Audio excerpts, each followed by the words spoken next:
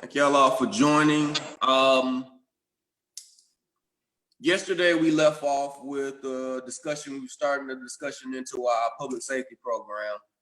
Of course, had some conversations about recreation and with recreation, some of the recreation staff yesterday. So I want to revisit that conversation a little bit today. And I was also hoping the person had some type of update on the CARES Act funding. I saw Ms. Ross send the email out yesterday. And if the mayor is ready, I guess we can start there because it might have positive implications on our revenue. Mr. Chairman, I don't have any additional information at this point about revenue. I do have a budget related, but not directly in the budget discussions. Something to advise Operations and Finance Committee about, because we need to take action on it next Tuesday at pre-commission. And I wanted to kind of give you a heads up about it. We learned that we dropped the ball. You can't believe that, can you? We don't usually drop the ball, but we did drop the ball down in engineering when Dave Fortson retired. There was a kind of a backlog of things on his desk, and Charles Brooks was trying to come up to speed, and somehow we overlooked a requirement dealing with Bass Road. We had hired Moreland Altabelli to do the preliminary concept for Bass Road. They had done the preliminary contract work for Bass Road to the tune of about $225,000, give or take, and everybody was on board with that. Then, as you will recall, Mr. Chairman, the state DOT came down and offered us the Bass Road Improvement Program to actually accelerate it and move it, but because then the bridge over the interstate, it had to be a federal meet all of the federal requirements, as opposed to being a state money only improvement package. What that did was it added about 7 different items that had to be included in the preliminary concept work, including traffic methodology, traffic forecast, traffic models, traffic flow diagrams, ICE stage 1 and 2, pavement design, preliminary MS4 analysis, and this, that, or the other. So the Moreland Altabelli, which in the interim has been acquired by and has now become a part of Atlas engineers, submitted a year ago the update to do this, or almost a year ago. It's an additional $228,000 to do all of the additional work that was done as part of the preliminary design. So this will be coming as a change order to that contract to take it from the original 225, 100% more to up to 453.01. The only good news is this is coming out of SPLOST funds. We've already voted to designate, I think it was $5 million, Mr. Chairman, out of Roads and Bridges other for the Bass Road project. So it won't be coming out of the general fund. It'll be coming out of SPLOST funds. But we wanted to give you a heads up about it and be glad to talk to you about it over the weekend or on Monday, so that you're not blindsided by it on Tuesday at pre-commission. Okay. Mr. Chair. Yes. Is this, Mr. Mayor, is this additional work that was done without our authorization, or is it? Commissioner Lucas, I don't think the work has been done. I think that's what GDOT is mad about.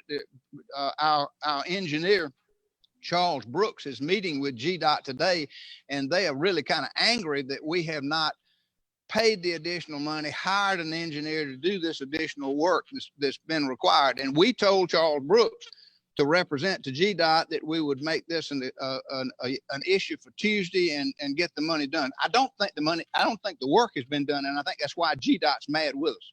Okay, well, we certainly don't want to hold anything up. And now that we know, we can go ahead and do that. But I want to talk with you too about us getting back to work on some other things that we have approved. Yes, ma'am. You know, some roads that we've approved. And, you know, we said we were going to adopt the stance that we were going to finish up what we've started. And so what I want us to do is to be able to say to citizens, we're all in on Bass Road. We supported and we approved the millions of dollars to go to that in order to get the 30 million from the state.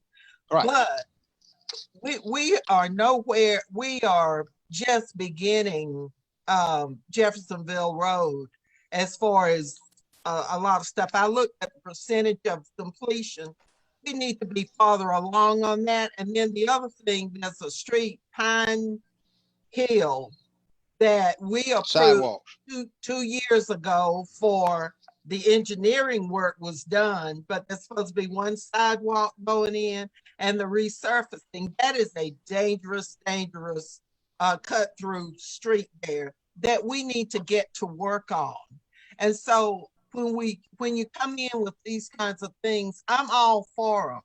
But I want us to finish these other things that we also have deemed as important. And I don't think we need to move forward on other stuff until we say we have fulfilled what we said we were going to do on these other things. And I'm always going to take advantage of the opportunity to mention that, because we don't need to get off track on these other things. I don't disagree with you at all, Commissioner Lucas, and I'll be glad to get you an update on Jeffersonville Road and find out, you know, what the reason is for the progress not being made any faster, and then to go back and try to identify a source of funding for the construction of the sidewalks on Pine Hill and other projects. Because yeah, you're right. We don't need to focus on one thing exclusively. We need to kind of balance a number of items and do them all. Okay, we all heard you say Right. that. I'm we heard it. All of you are my witnesses. I'm gonna try. Okay, you don't have long now. So Janice says 223 days. Oh, she's but who's counting? Wow. I know you are. Okay. Thank you, Mr. Chair. I just wanted to mention that. Yeah, thank you. So, and if I understood you right, we're talking about the additional 200-ish days. I mean, 200 days left with you, but that's not really what I'm 200-something thousand for Bass. Yeah, but about 228,000 is the number of your request. That is correct. Okay. I can give it to you exactly, 228,808. Okay. All right, so yeah, we'll take that up next week. But thanks for that information. All right, I know we need to get back into the public safety part of the budget, but while it's still on my mind fresh, I want to talk about the recreation situation one more time. Had a chance to speak with Mr. Moffitt, as well as our Parks and Recreation Director. And I guess two big points when we talk about alternative programming. And again, nothing I'm discussing is contemplating having any youth inside or having any youth activity indoors. The things that we are currently doing, that we've been doing since school ended, and at his rec centers, we're providing breakfast and lunch meals to students, and the Parks and Recreation staffing, those center directors are the ones that are coordinating and distributing that food delivery. And the other thing that they're doing at minimum, Parks and Rec has been requiring each recreation center to post 2 instructional videos per day. So you've seen some teach fundamental basketball, some will teach knitting, I believe, has happened at the senior center. So they're trying to engage on Facebook Live and doing other things. I asked him about the viewership, and he said the highest viewership on average is at the senior center, which makes sense. And they're averaging a little over 100 plus viewers per post. And the other centers are about in the 50 plus range, 50-ish range with their participation. They've been exploring doing Zoom and some other interactives. He said something that was real interesting to me that I guess Facebook has alluded that they might be getting ready to compete with Zoom with some other type of product like this. So they've just been kind of fielding and also waiting to see what we were going to do before they made that type of time and training investment in such a service. But those things are out there. Reached out and had interesting conversations with a few community organizations.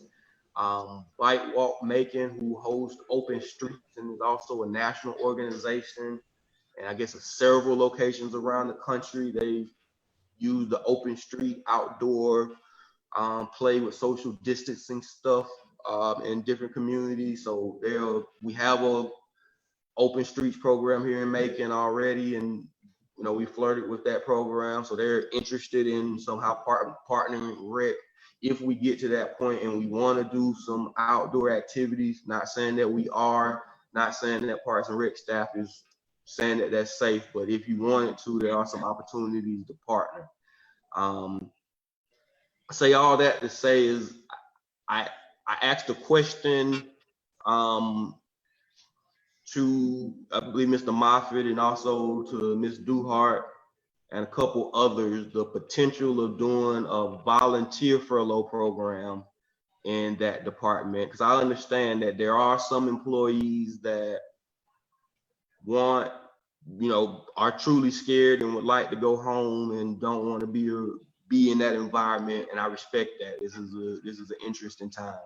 But there are also some that those kids that they serve are their everything, and they are concerned. Maybe they don't have kids themselves, and they're using PPE, so their concerns are less, and they would like to be at work. It's not a monolith of a decision that I know is coming from the departments and the different directors.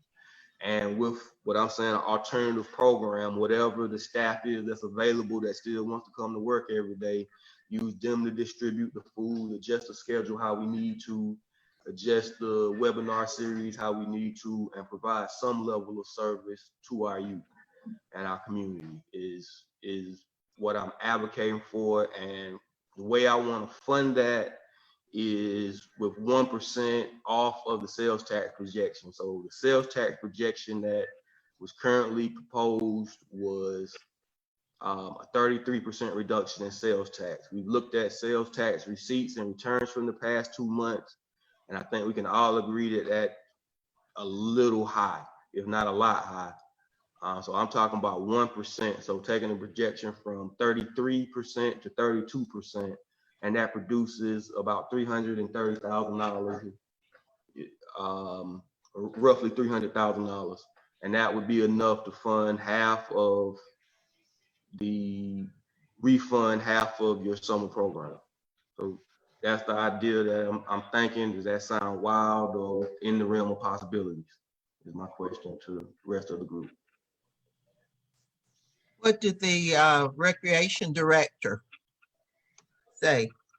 I think one of his biggest concerns is the services that they're doing now. That if we furlough, we lose out on the food program and the current webinar series, because the staff that we're talking about furloughing are those people. And also, if there was a group who wanted to do outside activities, those are the folks who would coordinate and secure and whatever with the facility. So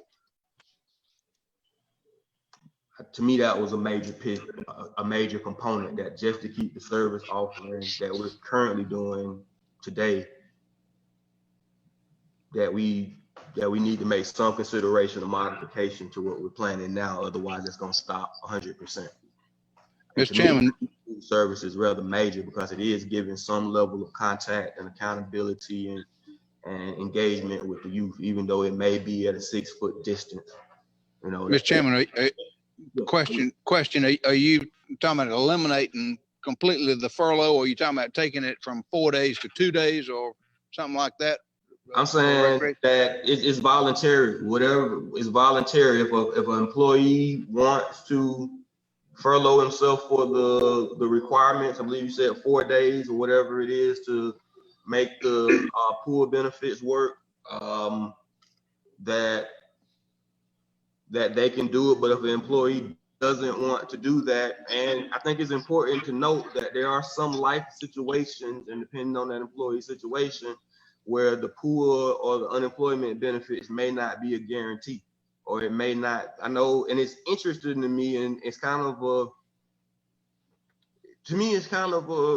it's an interesting point that we pay enough where unemployment benefits can be more beneficial. That's something that we need to work on. Hopefully our pay scale addresses that.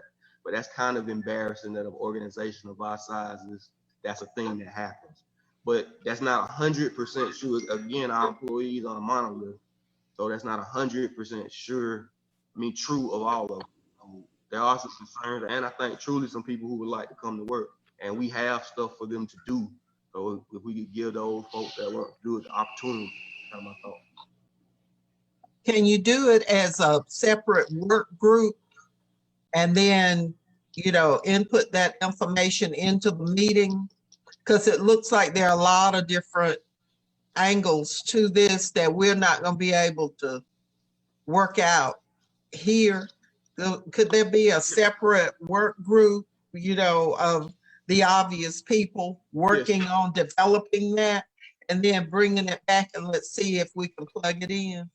Yes, definitely. And I guess kind of my request to this organization is to at least give them the budget to be able to do something, because right now we budgeted them at 0, and if we can't free up any revenue to give them an opportunity to stay on if they want to, I think that meetings are without. So I guess that's kind of what I'm requesting, is 1% off that sales tax to give us the opportunity. If those meetings come back for some reason that it is a bad idea, and I guess we can replace it. But I don't think it's robbery from our budget or our revenue to move that 1%, particularly based off of what we're seeing with the sales tax. Originally, we agreed at 33%, and the data that we received so far doesn't really support that level of cut. So that's my logic. Okay, well, I'm willing to do whatever we need to do, but I think the idea of taking this premise, your approach number 2, as well as what we got in front of us, the furlough plan, and letting them work on it, and then coming back pretty quickly with some recommendations. And then we can deal with it. I'll support you to do that, because we can always change it if it doesn't work out. All right, great. Can I make a comment on that, Commissioner? Yes, please. I just want to mention that for state unemployment insurance benefits, there's a requirement that you are involuntarily put out of work. And so if you set it in a way where people can choose to voluntarily furlough, they're basically taking unpaid leave. I suspect that they would be ineligible for unemployment insurance benefits in that case. And I suspect that they wouldn't be eligible for any of the federal $600 a week stipend either. Yeah. So it's all or nothing. There's no scenario that we can create to do that. Well, it has to be us telling people that they are partially unemployed. It has to come from us making that directive. So if you say, such and such employees, and you can select them, but those employees, you can't come to work 4 days a week. That's different from an employee, for example, saying, well, I want to just furlough myself, 2 days this week, 3 days next week. All right, so like, due to the fact that I've only budgeted for half the department, I mean the voluntary is moot. Only half of them can show up to work. If we've only budgeted, does that take away the involuntaryism of it? as long as there's some sort of directive telling those people that you're not funding, we're not funding you, there's no work for you to do, don't come to work, then I think that probably would be considered involuntary. But I just wanted to raise that issue. All right, so there is some, the words and the periods matter when we're writing this up, but is there a way to do what I'm trying to do? I guess before I get too. Mr. Chairman, I would say that we can be creative and try and work with Dr. Duhart and Dr. Moffitt to see if you can't do some sort of an inquiry as to which employees this would create the greatest hardship, that kind of thing, and then make your decision based on that. If some say, well, it wouldn't be that much of a hardship on me, and others say, oh, that'd be a terrible hardship on me, then you can make your decision based on that and select the ones that it would be the least hardship on, to then be told you can't come to work 4 days a week. Okay. I would think we can be creative and make an inquiry before we act. Mm-hmm. You got to look too at schedules for school, when that schedule comes back in, that may be shifted. I'm hearing as late as like September, maybe. And depending on the statistics, depending on what the virus does, then, it could be some other, you don't know. So you got all those things to deal with too. What happens with different entities as far as state openings or reclosings and things like that. So we got to deal with all of that. It's almost like I don't know, there's just so many variables that we've got to deal with as we go along. I still am concerned that we're going to have this virus around. The experts are saying that it is with us. We might not ever get rid of it. But we're just kind of held hostage because our numbers certainly are not going down. They're going up. They're still going up. So I don't know. I think we take a chance when we plan for anything that involves those large groups of children being together, and we place them at risk and our employees. So we got to keep that in mind, whatever we do. We got to keep that in mind. Definitely. Mr. Chair, before you go on, I've got a conflict with an ACCG pension board meeting that I gotta go to now. So I'm sorry, I'm going to have to bail, but I'll keep posted on what's going on here the best I can. And if there's anything you think you need to tell me, just give me a call. All right. We have a full committee, so we're yeah, man. Who else? Rolling today. Commissioner Shepherd's here, Commissioner Bivens. Oh, really? I didn't see. Did I see a hand just then? Or is that the Rabbi Lawler? That's just me. I'm just pushing the leave button. Oh, okay. Oh, that looks Right. scary.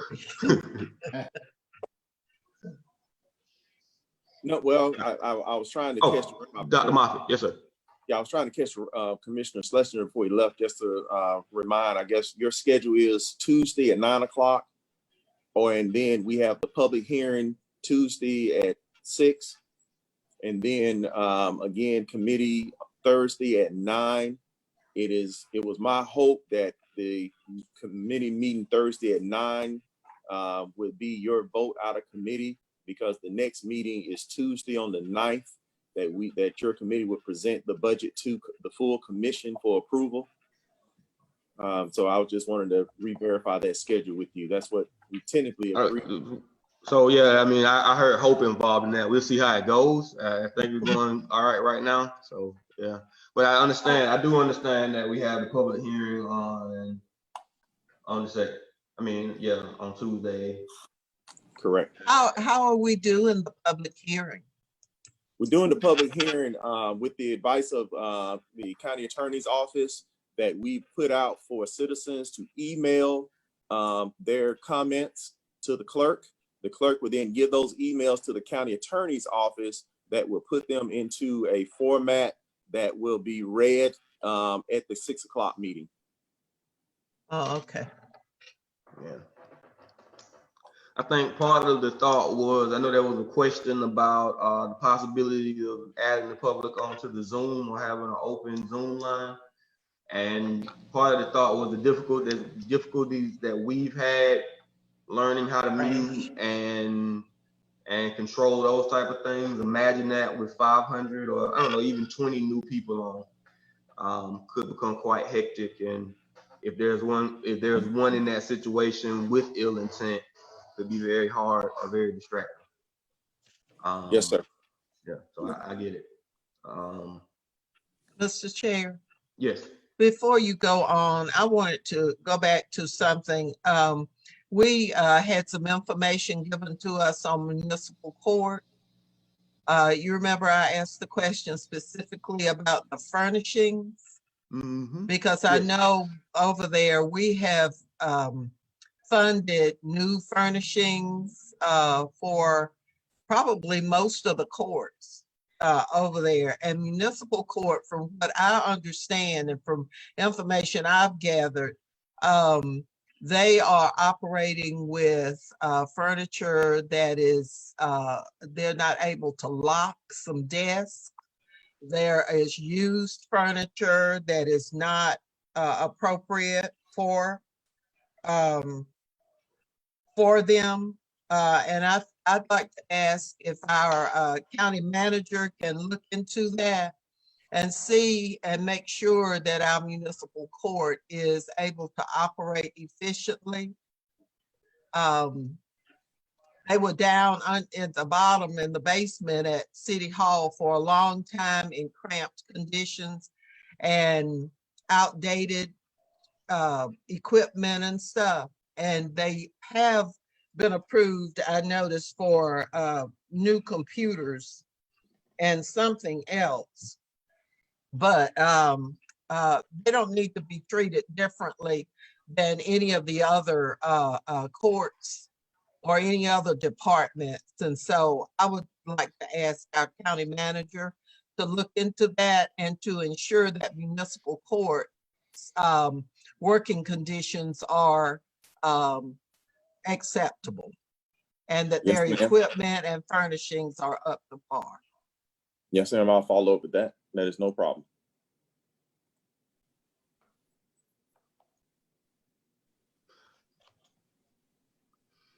All right. Getting ready to jump back into the share. Well, before I go, Herman, do you need some type of action from us to be clear on moving forward with recreation, or what would you recommend next to close that part out? I would respectfully request an action of a budget amount you would like to modify, so we can go ahead and put that in the budget document. All right. Like I say, so my motion is for 300,000 to be generated from changing the sales tax revenue line item from a 33% reduction to a 32% reduction. So generating an extra roughly 300,000.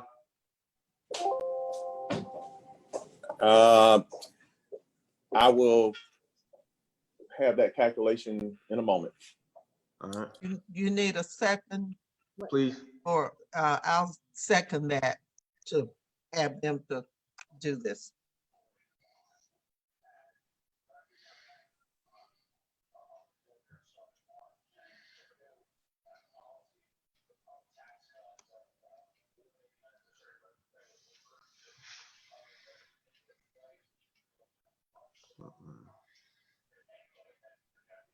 Mr. Chairman.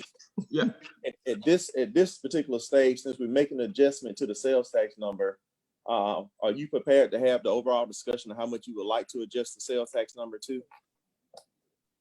So right now for this move, I was really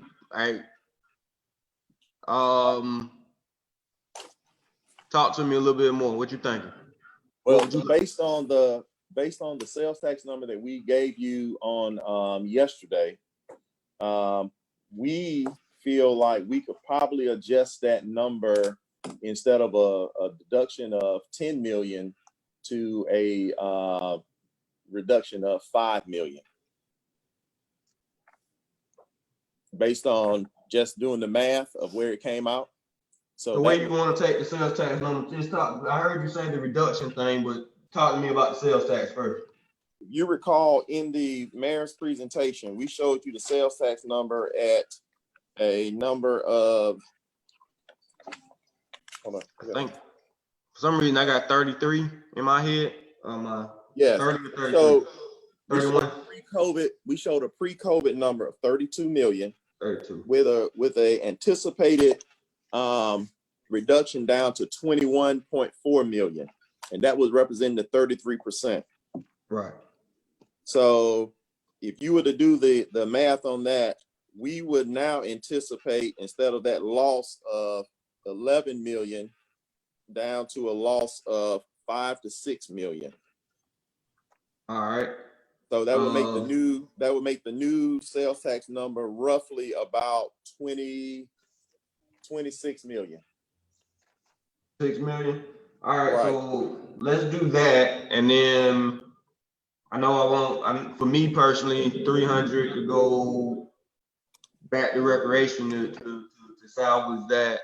And if I'm understanding you right, y'all are talking about 5 million to correct because decrease the fund balance penalty, or correct because those were the items that we were looking at. You're right. It was 10 million in fund balance, 2.8 in all employee except sworn furlough. That was the 1 day of pay period. The 600,000 for recreation, and the vacancy factor number, which was 3.1.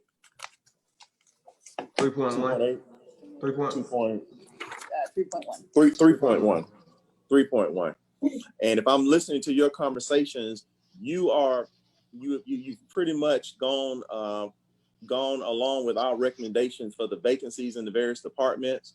We've been working hard on holding that line and looking at the critical needs. So if you leave the vacancy factor alone, then what leaves on the table is the recreation furlough conversation you've been having and the all employee conversation you've been having. And so that will leave those three areas. How much will you agree to fund the budget with fund balance? How would you like us to proceed with the all employee furloughs?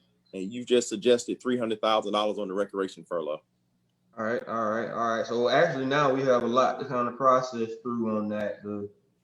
All right, and that makes sense to everybody. Anybody got any follow-up questions? I think I got everything that Mr. Moffitt was saying. Anybody? So basically, we're accepting the majority of their recommendations, but we're just kind of tweaking. Now, I'm not 100% there yet. I'm not 100% there yet, but I'm accepting his numbers as truth, I guess. Well, I kind of am because they've done a lot of study on it, but I know that we're going to have to make adjustments mid-year. And I know things are going to just flip-flop, and we're going to have lots and lots of things to blend in this thing as we go along for the first half of the fiscal year. But January, I know that we're going to have a lot of adjustments to make. So that's why I'm not as concerned about changing a lot of this. Yeah. I think it makes sense to do what's been recommended in most cases. Yeah, and I'm 95% there, but I got indulge me with 3 little pointers. Oh, yeah. Definitely with the vacancies. So I understand what you're doing with the vacancies, and the 3.1 is fine. We already talked about recreation. on the all employee furlough, would there be any pushback to moving that to the second half, or where we was? Are you still thinking July 1st implementation for half day, or second half as needed full days if we get there?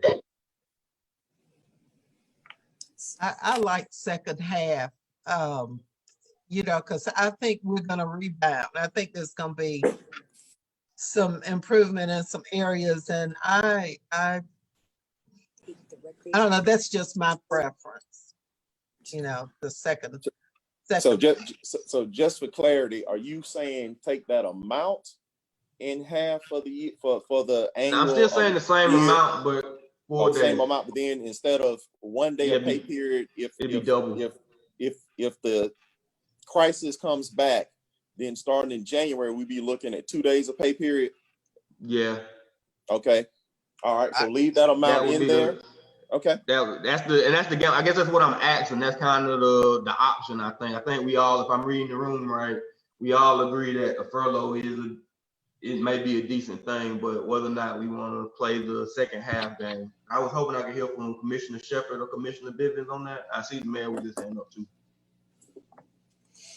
The only thing I was going to say, Mr. Chairman, was if you push the furlough back to only the second half of the year from January through June, then whereas it was a half a day per week or 1 day per pay period for the whole year, if you do it and save the same amount of money, you're going to be saying 1 day a week, 2 days a pay period for 6 months to accomplish the same amount of savings.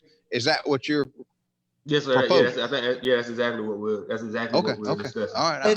It might not be necessary, and that's what I'm hopeful, that we'll get our money from the state, we'll get others in, and we'll rebound and not even have to do it. That's what I'm.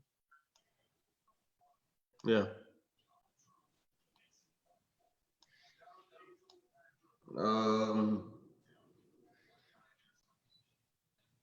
What was anybody else any thoughts on that one?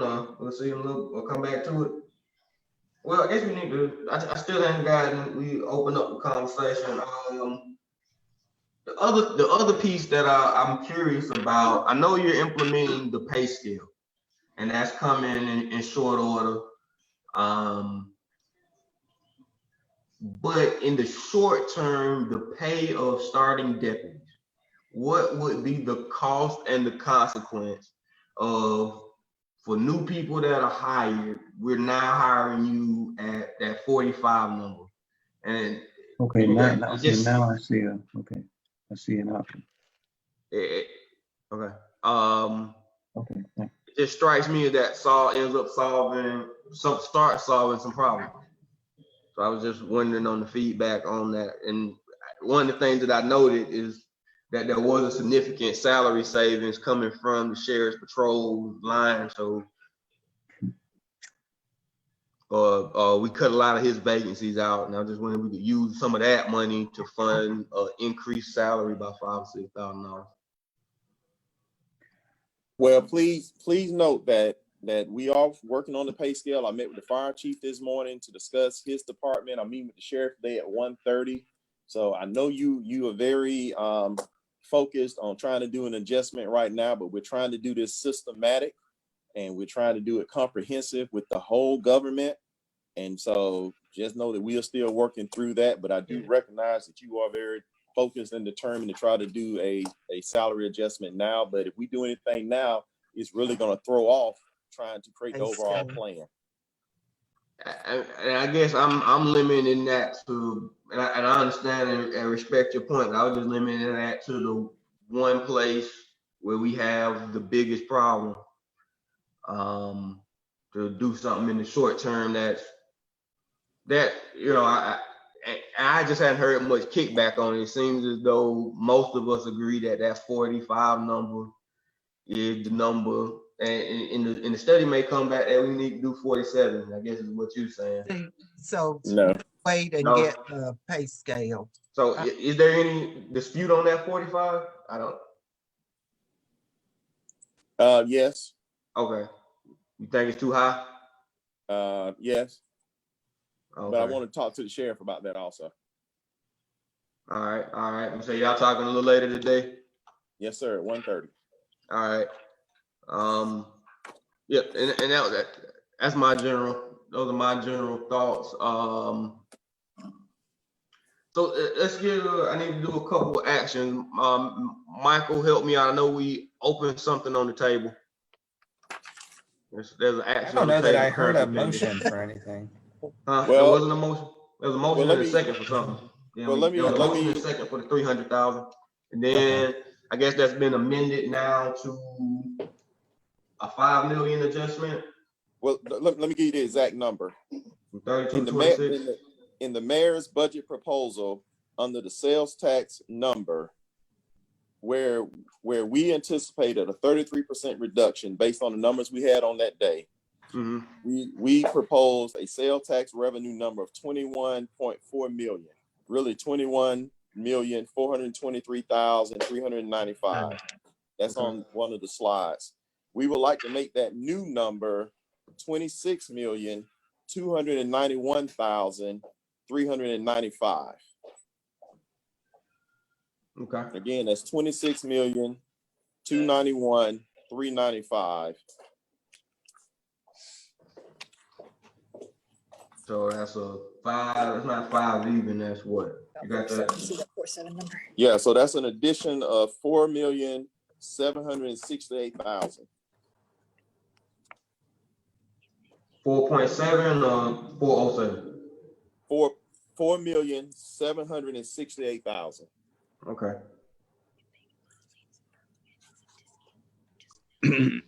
And Dr. Moffitt, Mr. Chairman, the only thing I would say is that this is based more on the fact that we did better in April than we thought we were going to do. We still lost money, but we didn't lose as much money in sales tax collections in April.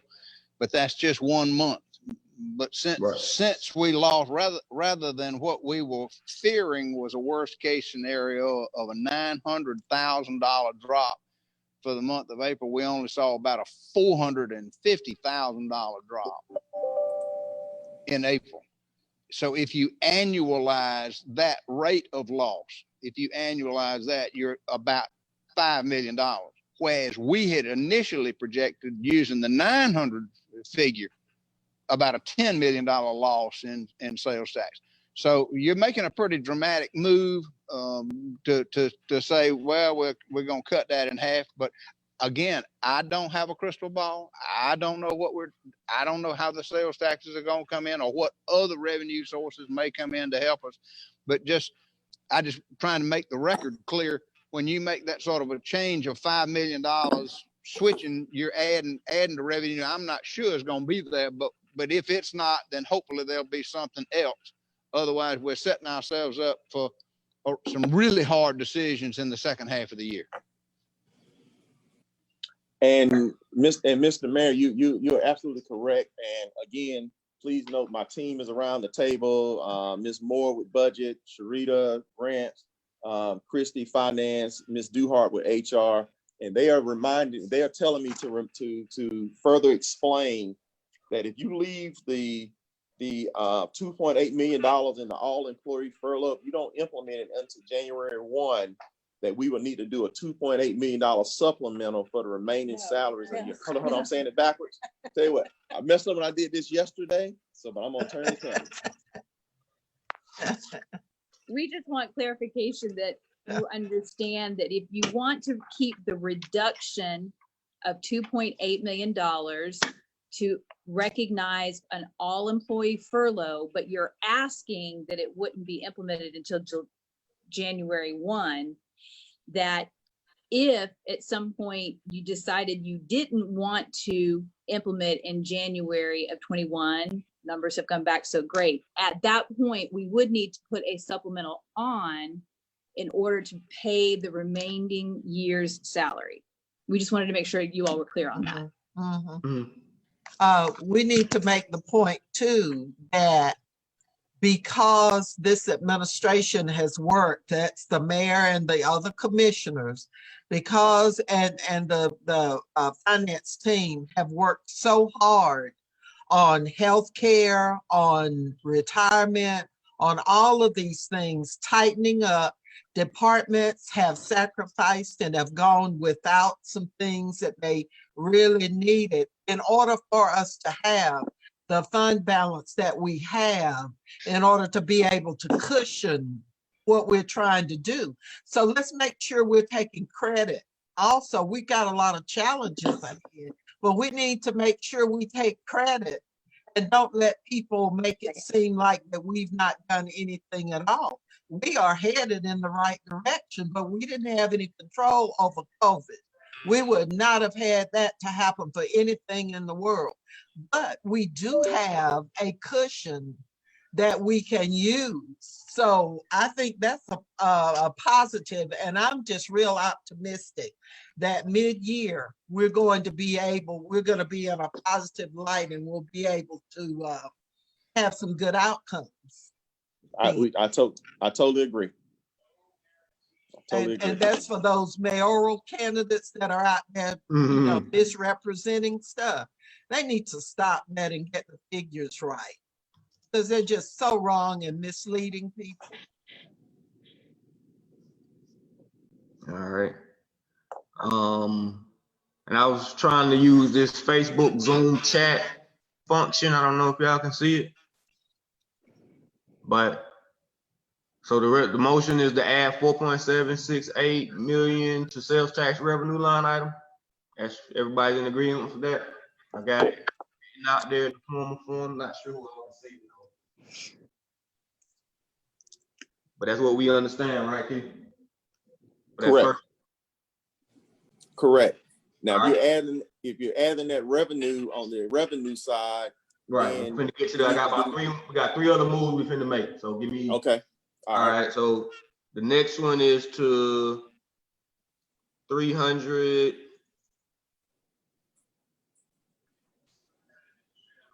So 300 to recreation expense.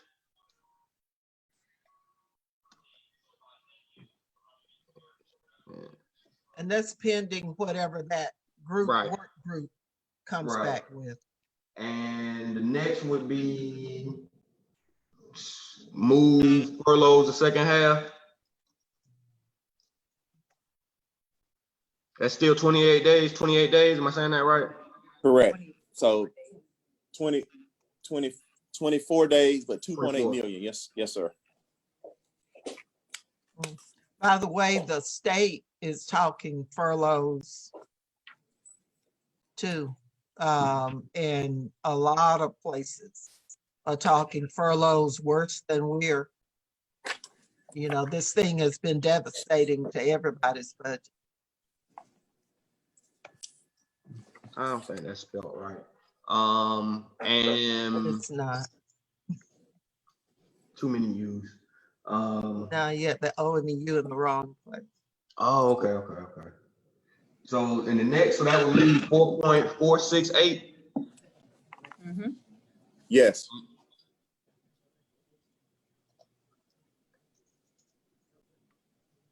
And currently we're saying move that to fund balance, or what's the right way to say that? Yes. Reduce the amount needed in fund balance by the remainder, and that would balance it.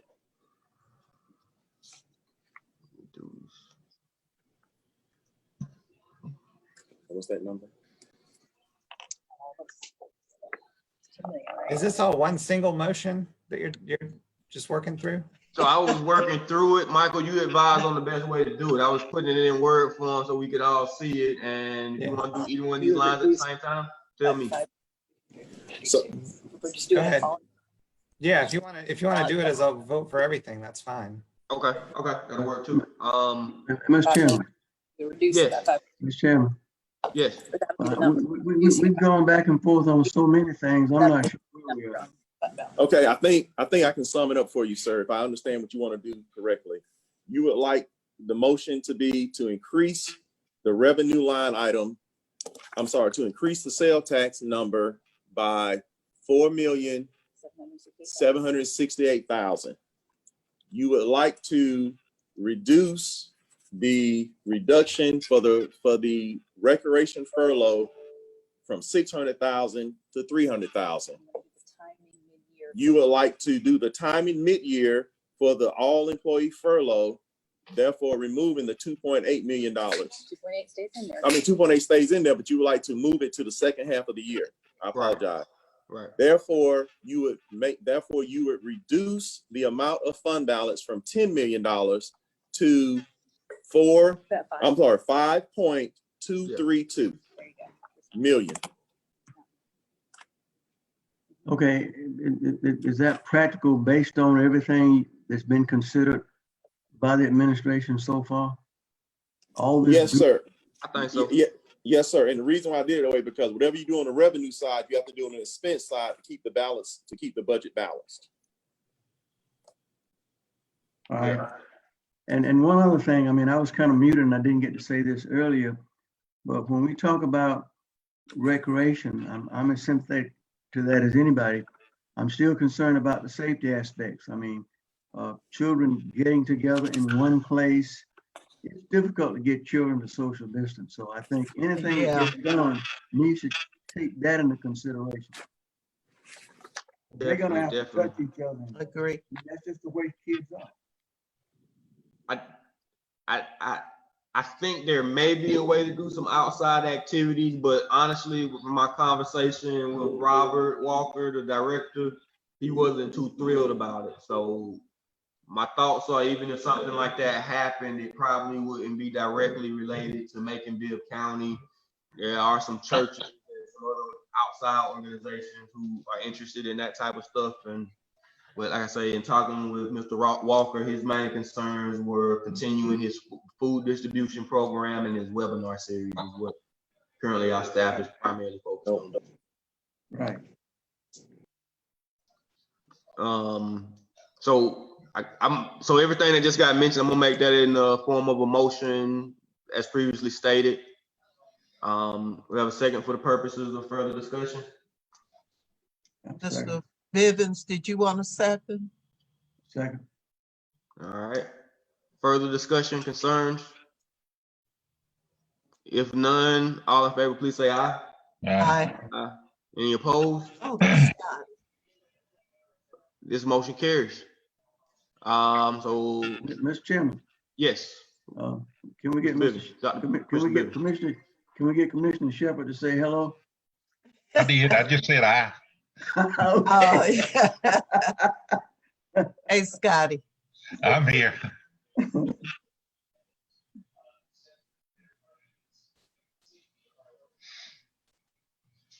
And Mr. Chairman, over the weekend, we will clean this document up in the big picture view and send you the numbers, because I'm sure legal's gonna want us to see the spreadsheet of this to make sure everything balances.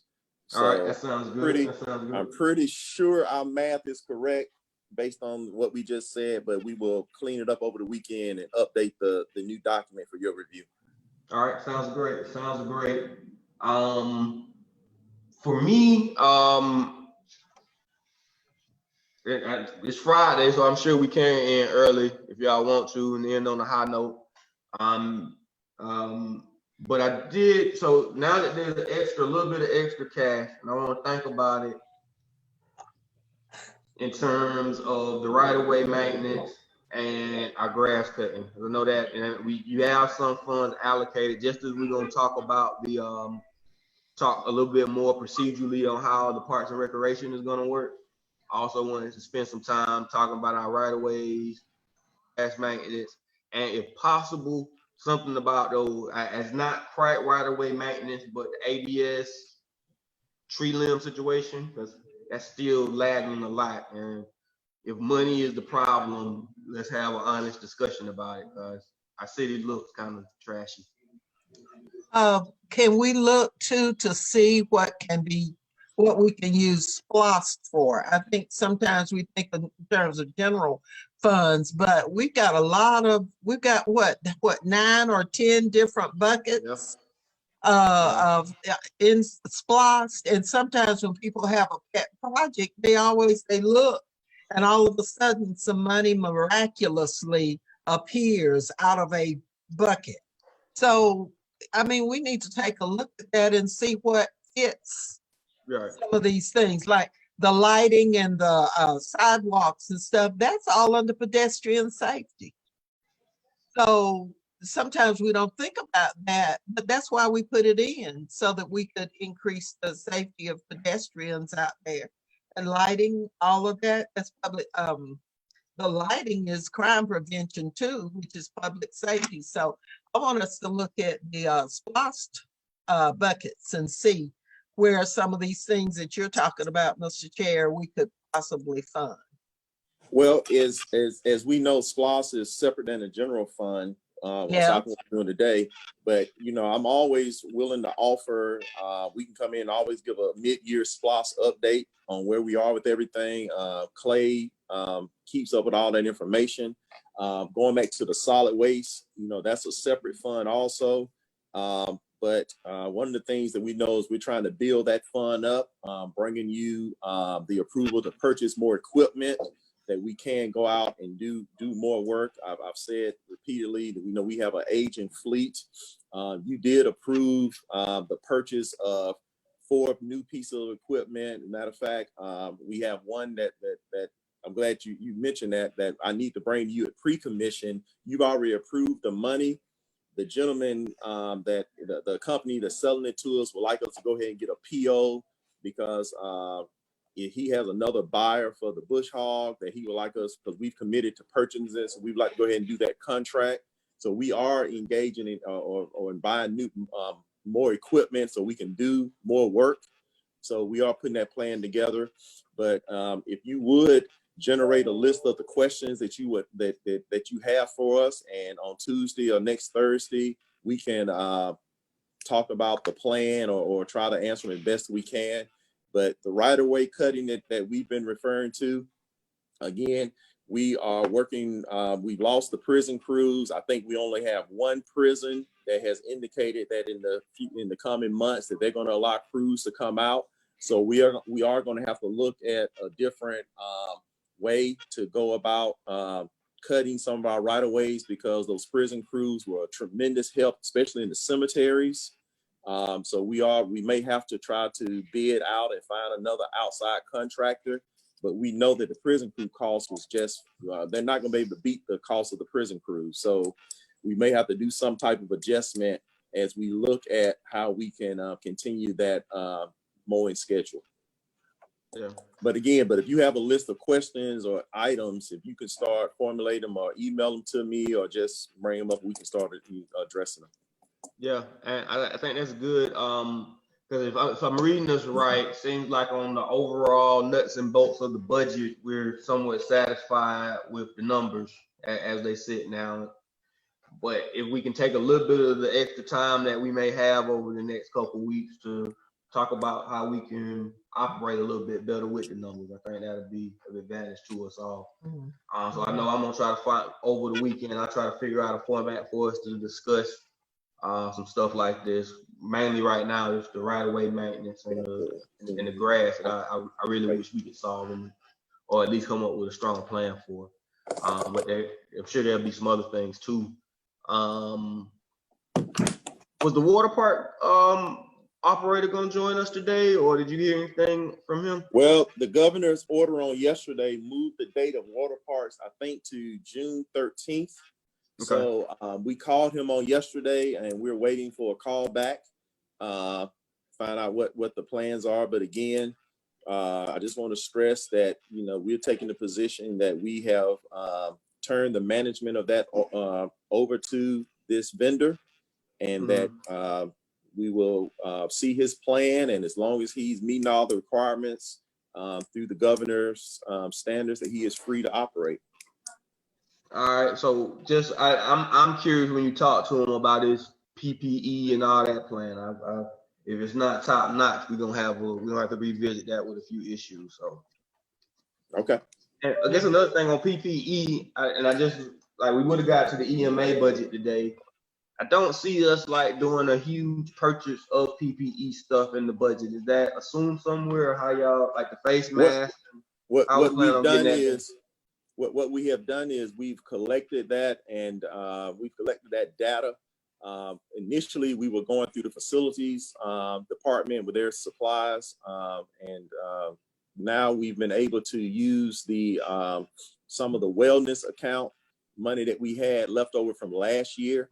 If you recall, we get a rebate. So Blue Cross Blue Shield has graciously allowed us to expand that so we can use wellness funds to cover the purchase of PPEs. Plus, last week we were, not last week, but Tuesday, we were notified that we received a grant that covers, it was for what, about $250,000, $225,000 for PPE.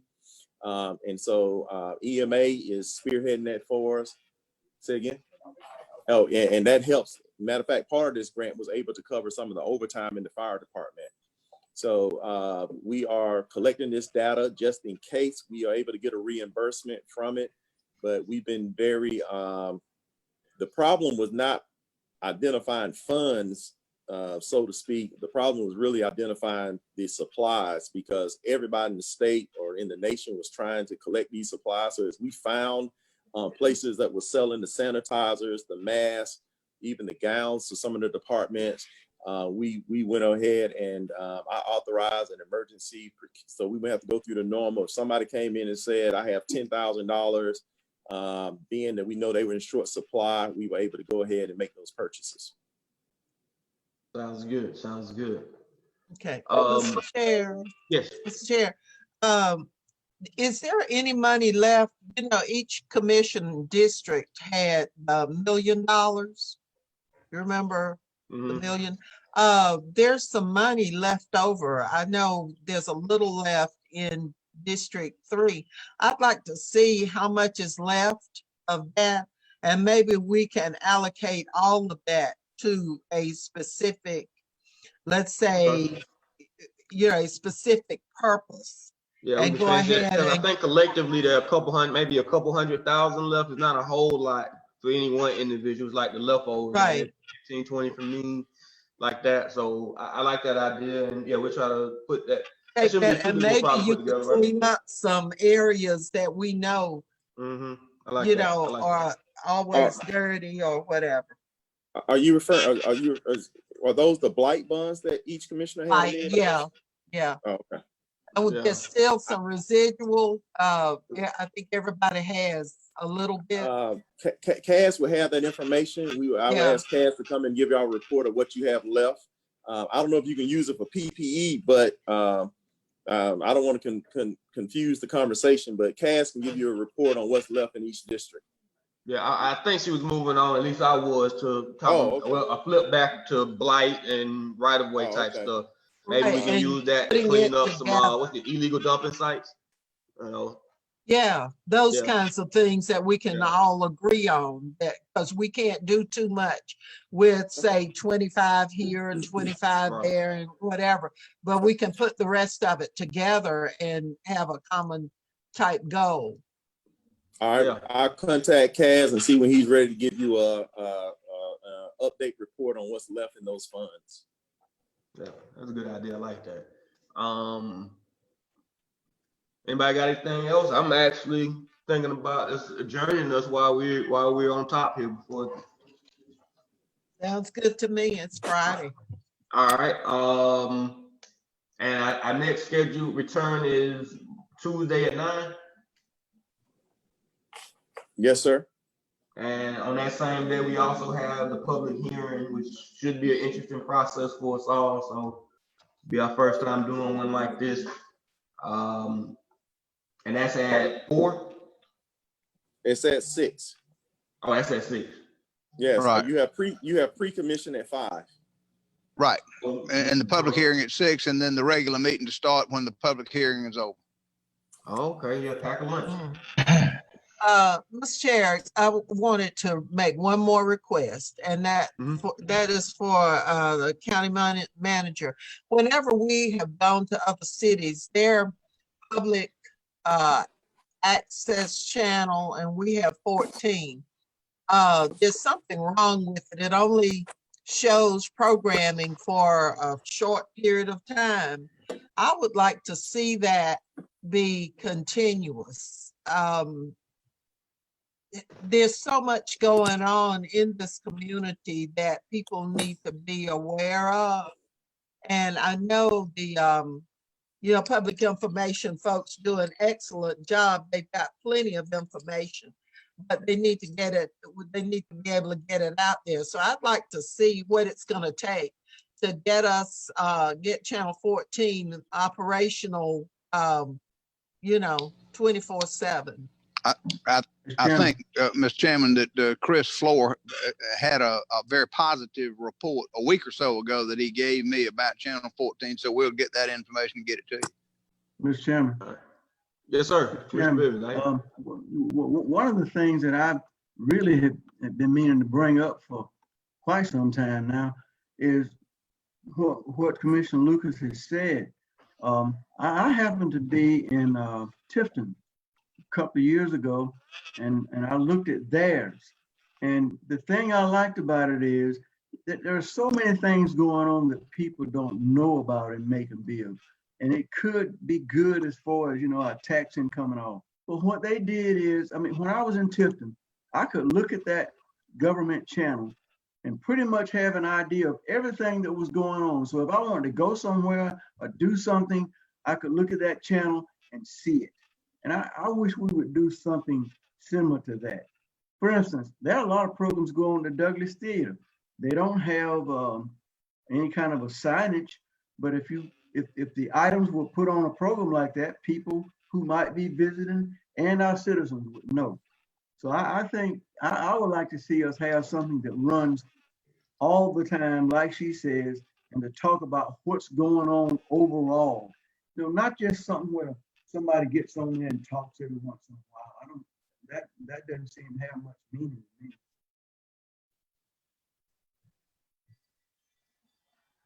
Fade it out, Commissioner Bibby.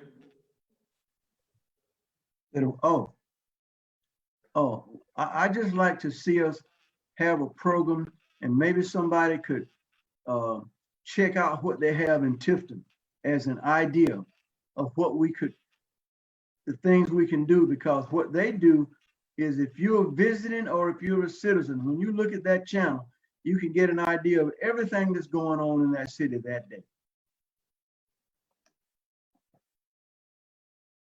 Yeah.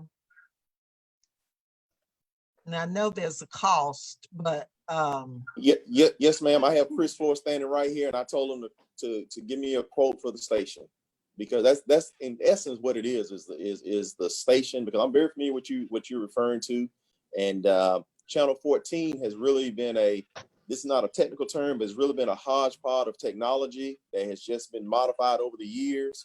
And in order to accomplish what you need, we really need to see what it would cost to create this station. right. Okay. All right. And last thing for next week, just part of my notes here, I had a concern about the Centralplex and the Bowden golf courses on the level, because I know that stuff is different, particularly with the Centralplex, but making sure that we ain't undershooting they loss number, or I'm not sure. I'm just not sure. And Centralplex not our employees, so are they furloughing already? And our loss should be less already, or are they, like, a lot of moving pieces with them? And I know that Bowden is back open, and it seemed like it worked out. I was looking at some numbers where they were basically closed 2 months this year, but because of construction, they were closed 2 months last year and the year before that. So it seems like they may be even, but particularly with the Centralplex, I want to make sure that that's going to be okay, because I know their numbers can fluctuate in between $1 million and $500,000 based off 3-4 concerts.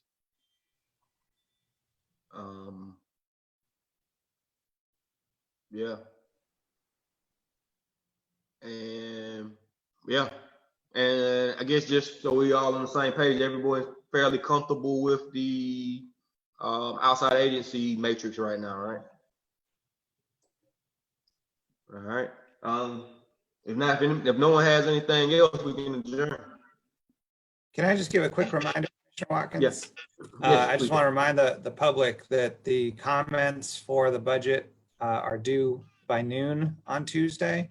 Comments can be sent in to commission@Macon-Bibb.us.